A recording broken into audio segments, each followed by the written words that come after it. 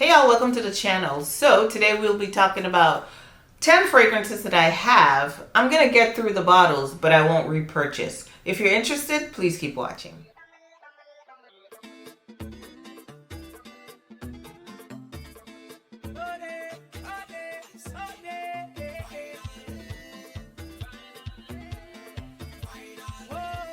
Before we get started with the video, I'd like to introduce myself. My name is Roxanne, and this is Roxanne's Retreat. If this is your first time joining me, thank you and welcome. And if you've been here before and you decided to come back, big up your whole self. Truly appreciate your continued support of my channel. If you have not already subscribed, go ahead and hit that subscribe button. Also turn on your notification bells to know every single time I upload, and give the video a thumbs up if you enjoy it. As always, let's go right into my scent of the day. So today I am wearing the iconic Coco Mademoiselle. This is the EDP version. It's not the Intense or anything. Yeah, this is a classic fragrance. You either love it or hate it. Basically, it's to me, it's like a fruity opening with a musky kind of dry down.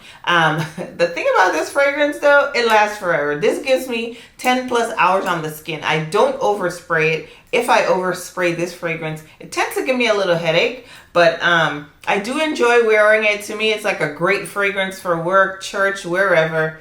Very classy, very, iconic. So, yep, that is my scent of the day. And this is Coco Mademoiselle from the House of Chanel. Okay, so the first fragrance on my list is this one right here from the House of Byredo. And this is a Flowerhead. I want you to see what it looks like. So this is Flowerhead from the House of Byredo. Now, I like this fragrance. I do, but it's one that I won't repurchase. Why? Because I don't really pull for it. It's like a fragrance that, if you're into like a really heavy white floral fragrance with a touch of a greenness, Flowerhead is for you. Because it opens with that Angelica note. And in the middle, there's some jasmine, some tuberose. So, you get that punch with the white florals. And in the base, I think there's ambergris and sandalwood. In any event, pretty fragrance, especially if you like a white floral. It lasts really long on the skin though. It gives me about 9 hours, to be honest. But you have to be into white florals. You have to be into like a green white floral to enjoy this one.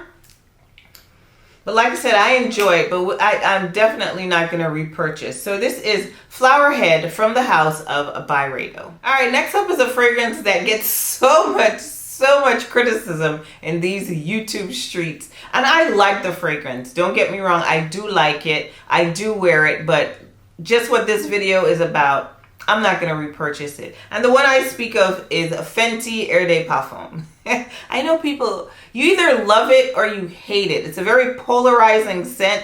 I happen to love it, but not love it enough to repurchase. You know what I mean? It's not something that I'm going to run out and get again when this bottle is over, but I will use this bottle. So people have some trouble with the opening of this fragrance with the blueberry note. I find it quite unique and quite fascinating.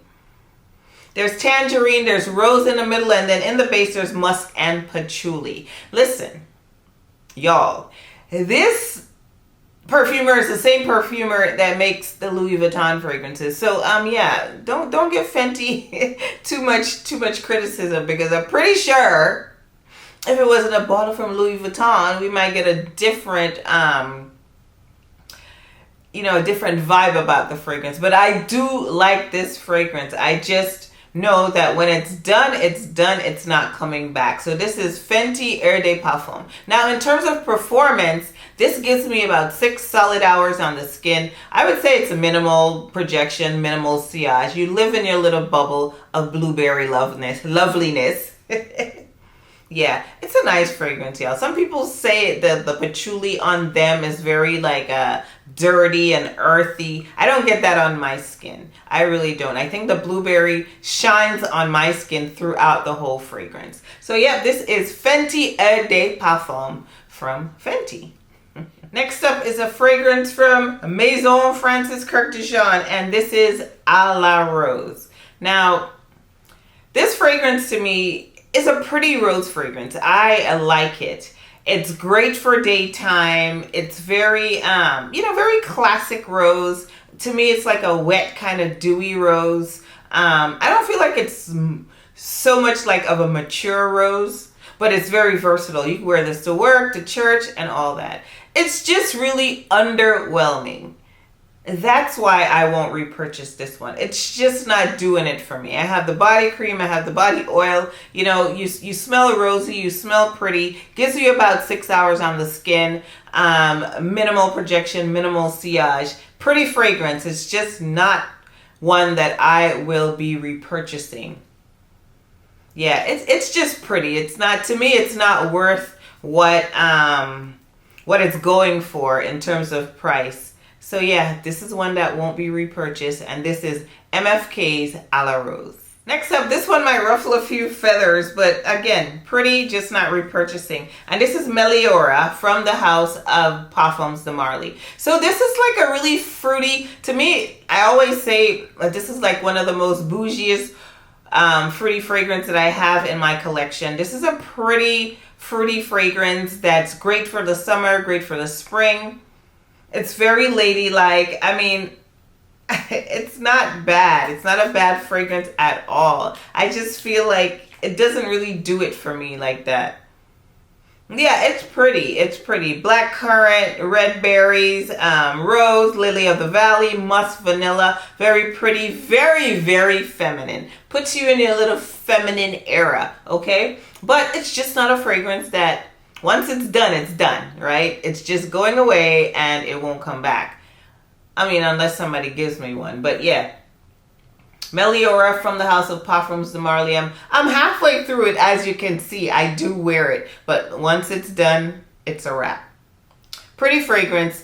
Did I say how much time it gives me? It gives me about 4 to 6 hours on the skin. It depends on the weather. Like I said, it works better when it's warmer. So yeah, Meliora from PDM. Next up, we have this one from YSL, and this is a YSL, a Black Opium. I think it's called Illicit Green. So it's a flanker of the Black Opium line. It's pretty, it is what it is. It's a pretty fragrance. You get the whole Black Opium DNA or whatnot. This is the only one I have in the range. I haven't tried the new one yet. I'll try it in store, see what I think. But, this DNA, I'm definitely over it. But like I said, I don't have too much of a dent in here, so it's probably going to take me some time to get through it. But when I do wear it, it gives me 4 to 5 hours on the skin. The projection and the sillage, I will say that's moderate for sure.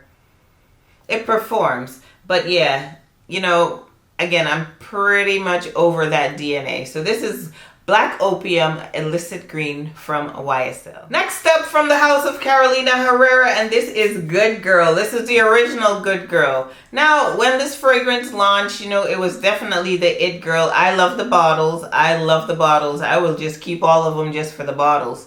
But in terms of buying me a new one when this is done, no, that's a hard no. It's a pretty fragrance. When it came out, it was unique at the time. But again, as time goes on, your nose differs, your taste changes. And yeah, it's still a nice fragrance. There's almond, there's coffee, jasmine, tonka bean, sandalwood, cinnamon. There's a whole heap of notes in this fragrance. A whole lot. They were in the kitchen stirring it up when they made this. Very long lasting. Gives me about 9 hours on my skin. I would say it's loud, like the projection and sillage, it's loud. People can smell you. This announces you before you get into the room. So you got to be careful how much you spray and where you're going. This is one that if I'm going to be in contact with patients or whatnot, I wouldn't wear it. It's more of a, I think it does better when it's cooler and date night or whatever, because it does have like this sex appeal. But yeah, this is Good Girl from the house of Carolina Herrera. Okay, so next up is this one right here, and this is Toy 2 from Moschino. That's how you say it? I don't know how you say it, but y'all see the fragrance. This is like, every time I open it, I want to chew on some Hubba Bubba and make some big old bubbles, be obnoxious with it. But yeah, again, it's I only wear this to bed, to bathe. To bed. I only wear this fragrance to bed, around the house. It's pretty. It's like, it's fun. It's like a fragrance maybe for a 12-year-old, but I have it in my collection, so definitely not going to repurchase it. I wear this with Soap and Glory Call of Fruity. I typically layer those to smell like bubblegum and fruits, because this also has like candied fruits in the opening. There is a note of bubblegum in it, and it definitely is there. And there's like a musky kind of base. The dry down is a little musky. It's very sweet too. Yeah. Every time I smell this, my mouth waters. I'm thinking of chewing some bubble gum. You know how you chew, you make bubbles, you throw it away, you chain chew? That's what this makes me want to do. So yeah, this is Toy 2 from Moshido. Next up is another YSL fragrance, and this is YSL Libre. Now, I like this fragrance. I know a lot of people are put off by the lavender, but I enjoy it. However, I won't repurchase it because I prefer Les Parfums. I love that flanker. I have the Intense. So yeah, when this one is done, it's done. It's like a really, it's a gorgeous fragrance. People talk about it as like a Boss Babe fragrance. There's lavender, orange blossom, vanilla, musk in the base. So it's nice. It's really nice. I like it. I just won't repurchase it because I prefer, one of the flankers. Yeah, and I need to wear it more often so I could be done with the thing, okay? But yeah, this is a good fragrance. I think it's a nice fragrance to wear to work. It depends on your setting. If you're in an office, in a cubicle or whatever, your own office, this is nice. Just don't overspray. Gets me about 8 hours on the skin when I spray moderately. Obviously, if I overspray, it's going to give me more. Stays on my clothes forever, too.